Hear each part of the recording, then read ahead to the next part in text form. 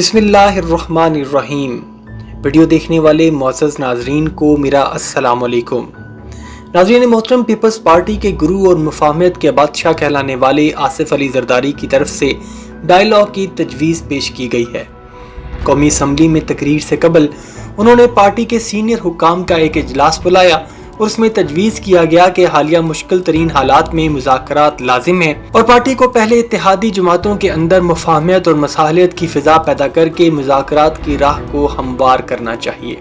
اس کے بعد ہی انہوں نے قومی اسمبلی میں خطاب کیا تھا اور اب بلاول بھٹو نے ایک سہ رکنی مذاکراتی کمیٹی بھی بنا دی ہے جس نے کام بھی شروع کر دیا ہے۔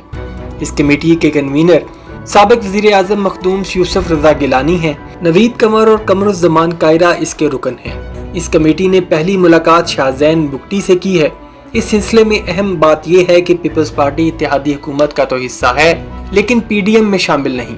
جو اس اتحاد میں شامل جماعتوں سے ملاقات اور مذاکرات کی ابتدا سمجھ میں آنے والی ہے۔ یوسف رضا گیلانی کا کہنا ہے کہ پہلے ان ہم خیال جماعتوں سے بات چیت مکمل ہونے کے بعد اپوزیشن سے بھی بات ہوگی کہ موجودہ حالات میں مفاہمت لازم ہے اور مذاکرات سے راستے نکل آتے ہیں۔ اس حوالے سے اچھی بات یہ ہے کہ پیپلز پارٹی کی کور کمیٹی کے اجلاس والے اعلامیہ کے بعد تحریک انصاف کے فواد چودھری نے خیر مقدم کیا تھا۔ اس کے بعد جب قومی اسمبلی میں بات ہوئی تب بھی مثبت جواب دیا گیا، تاہم موقف یہ تھا کہ حکومت کو پہل کرنا ہوگی۔ اگرچہ تحریک انصاف کی طرف سے مسلسل یہ کہا جا رہا ہے کہ مذاکرات انتخابات کے انعقاد پر ہوں گے، آصف علی زرداری کی تجویز غیر مشروط مذاکرات کی ہے۔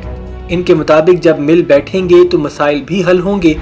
بات اب یہاں اٹکی ہوئی ہے کہ دعوت میں پہل کون کرے گا، یعنی پہلا پتھر کون مارے گا یا پہلا کنکر کون پھینکے گا۔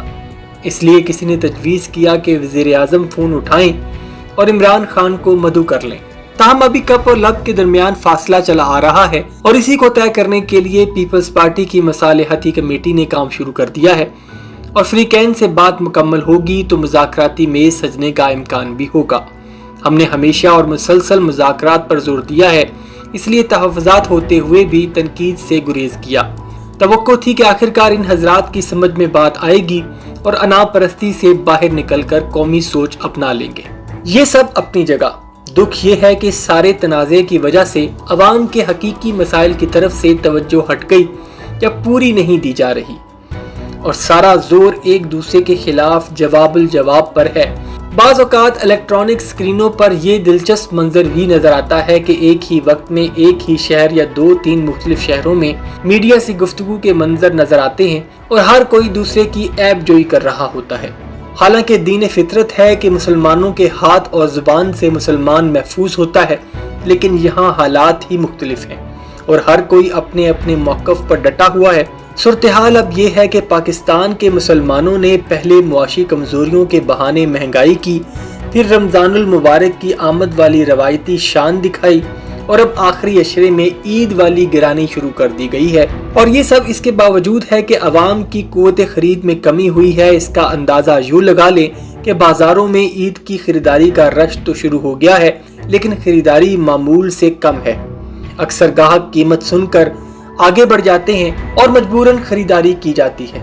گزشتہ ہفتے بکرے کا گوشت 2000 روپے فی کلو تھا جو 2100 روپے کیا گیا اور اس جمعرات سے یہ 2200 روپے فی کلو بیچا جا رہا ہے۔ پاؤ 1.5 پاؤ والے تو بہت ہی شرمندہ تھے، اب کلو 1.5 کلو والے بھی منہ چھپا رہے ہیں۔ لیکن تاجر بھائیوں کو فرق نہیں پڑا، بدستور 3-3 4-4 کلو گوشت لیے جا رہے ہیں اور اللہ رحم کرے، دیکھنا ہوگا کہ عید الفطر کا ہفتہ گزر جانے کے بعد کیا ہوتا ہے۔ سرکاری سطح پر حالات ابھی تک بہتر نہیں ہوئے، اگرچہ حکومت کے بعد اب آئی ایم ایف کے ایک ڈائریکٹر نے بھی مثبت بات کی ہے اور معاہدہ ہونے کے امکانات کو واضح کیا ہے۔ اس معاہدے سے فائدہ جو ہونا ہے وہ یہی ہے کہ امداد کے وعدے پورے ہونا شروع ہو جائیں گے اور وزیر خزانہ کے بقول معیشت پٹڑی پر چڑھ جائے گی جو اب تک ڈاماڈول ہے۔ اس کے لیے پھر یہی شرط ہے کہ ملک میں استحکام ہو۔ اس کے لیے دعا گو ہیں کہ پیپلز پارٹی کی کوشش برابر ہو جائے اور مذاکرات کی میز پر عام انتخابات کی تاریخوں کا تعین اور پرامن فضا کے لیے سمجھوتا ہو جائے۔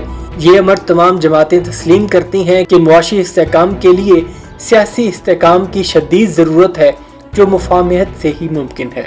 اس وقت دو مقتدر اداروں کے درمیان جو صورتحال بن گئی وہ کسی بھی طور خوشگوار نہیں ہے، اور یہ سب کچھ اس کے باوجود ہو رہا ہے کہ ہمارے پاس آئین موجود ہے اور یہ سب اس آئین کے نام پر کیا جا رہا ہے۔ اس صورتحال کو بہتر بنانے کے لیے بھی کوشش ہونی چاہیے، لیکن جو برادری کام آ سکتی ہے وہ بھی تقسیم ہے۔ اس کے باوجود پاکستان بار کونسل کی گول میز کانفرنس سے توقعات وابستہ کی جا رہی ہیں، اور قانونی اور آئینی برادری میں تقسیم بھی کوئی اچھی علامت نہیں۔ پہلے ہی سیاسی فکر نے قوم کو تقسیم کر دیا ہوا ہے اور جذبہ خیر سگالی ختم ہو چکی ہے۔